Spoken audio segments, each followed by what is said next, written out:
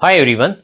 In this video, we are going to discuss what is integrating factor and what are the rules of finding integrating factor, right?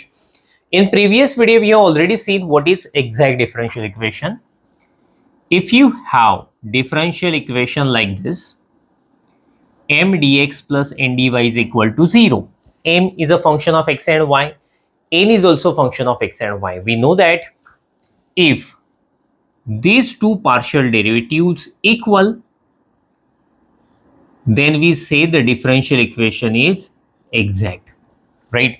But in case of some problems, we get these two partial derivatives are unequal, then we call them as non-exact differential equation, or we say it is reducible to exact differential equation.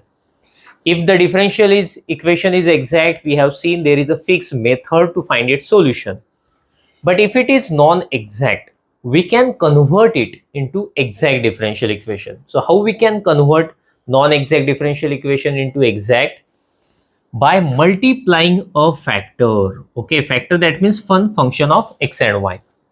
So there is one factor, okay, there is one factor, and if you suppose factor is f of x or f of xy, you can call anything. So if you multiply the given differential equation by this factor, it will be converted into exact differential equation. After converting into exact, we have a fixed method to solve its that differential equation, okay, and we can easily find its solution. But now the question is how we can find this factor, how we can find this factor, getting, we call it as integrating factor. So actually there are four different rules of finding integrating factor. So we are going to discuss in details all these four rules, okay. Just note down this definition and then we will move further. So let us discuss rules of finding integrating factor, right? Okay, so let us do those four rules. So let me mention rule number 1. So rule number 1, getting. So when we say the differential equation is non-exact if deba m by deba y minus deba n by is not equal to deba n by deba x, then we say it is non-exact.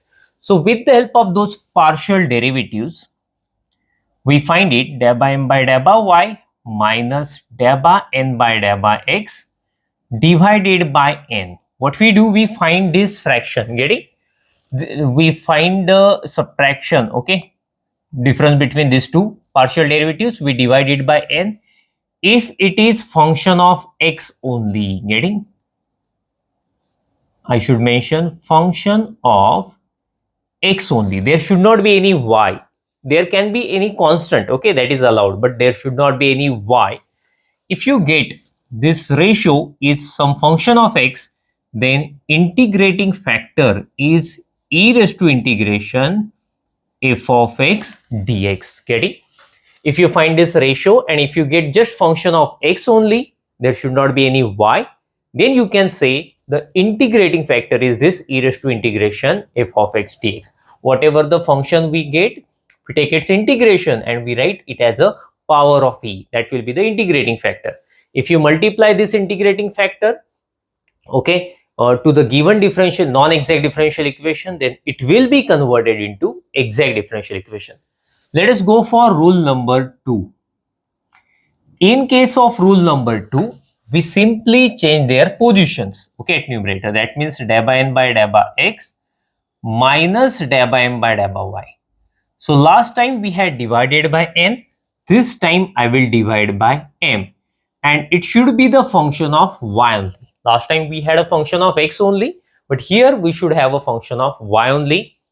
If you get this, then integrating factor is e raised to integration f of y dy, getting, f of y dy. So that means we check which rule is applicable, and if any rule is applicable, we follow that rule, okay, to convert a non-exact into exact differential equation. Let us go for rule number 3. Rule number 3. The differential equation is in the form. So the differential equation should be in this form: y f1 of xy dx plus x f2 of xy dy is equal to 0. Okay, it is quite easy to identify this rule is applicable or not. Getting? Since there is no comma x into y, that means you will find everywhere xy, xy, xy like this. Okay, let me give you one example.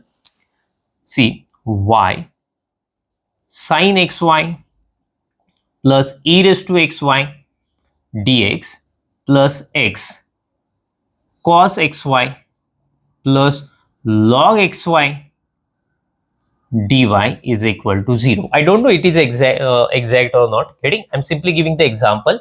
So y we have taken common here, as you can see, f1 of xy, that means one function of xy. You can easily see xy, xy, xy everywhere.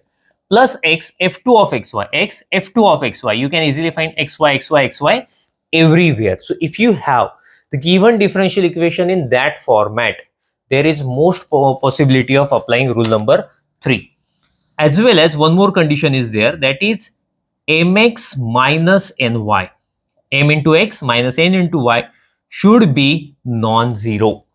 In that case, the integrating factor is 1 upon mx minus ny. It should be non-zero, then only you can take at denominator. Getting?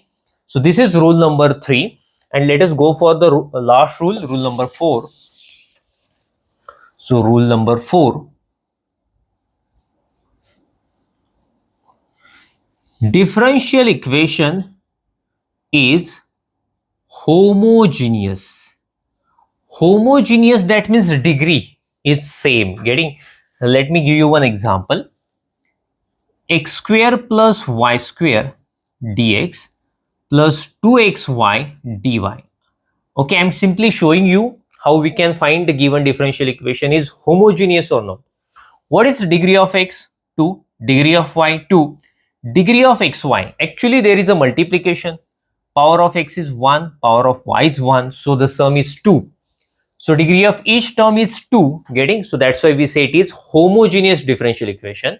So if you have any homogeneous differential equation and mx plus ny not equal to 0. Okay, see in the rule number 3 what we have seen, mx minus ny, but this time we have mx plus ny not equal to 0. Then integrating factor is 1 upon mx plus ny. Getting? 1 upon mx plus ny, integrating factor. Here the denominator must be non-zero, so that's why this condition is added there. So these are 4 simple rules. With the help of them we can convert non-exact differential equation into exact differential equation. Now in exam, how to decide which rule is applicable? I will suggest you, if the given differential equation is non-exact, we will start from rule number 4. Since it's quite simple, we can easily observe. Okay, we can easily observe without solving anything, the given differential equation is homogeneous or not. We can see their powers. If all powers of all terms is same, you can say it is homogeneous, and more chances of applying rule number 4. It will be applicable there. If it is non-homogeneous, we will go for rule number 3. Since if you find xy, xy, xy everywhere, there is most chances that rule number 3 is applicable there. Okay, this condition also should satisfy. If both conditions fail, only in that case I will go for rule number 1 and 2. Actually, without solving we cannot decide which rule is applicable in case of rule number 1 and 2. So these 2 rules fail, then only we go for rule number 1. We will check whether it is function of x or not. If it is function of x, then we will go for rule number 1. If it is not a function of x, then we will try for rule number 2. We will check it is function of y or not. If it is a function of y, then we will go for rule number 2. So this sequence we follow when we solve the problems in examination, right? We will go for rule number 4, then 3, then 1, then 2, and easily we will get the answer, and we can easily find which rule is applicable. Okay, so the purpose of this video is to just explain you what are the 4 rules are available here to convert a non-exact to exact. In upcoming videos we are going to discuss several examples of all these 4 rules. Okay, so make a screenshot of it, then we will stop here. Thank you. See you in next video.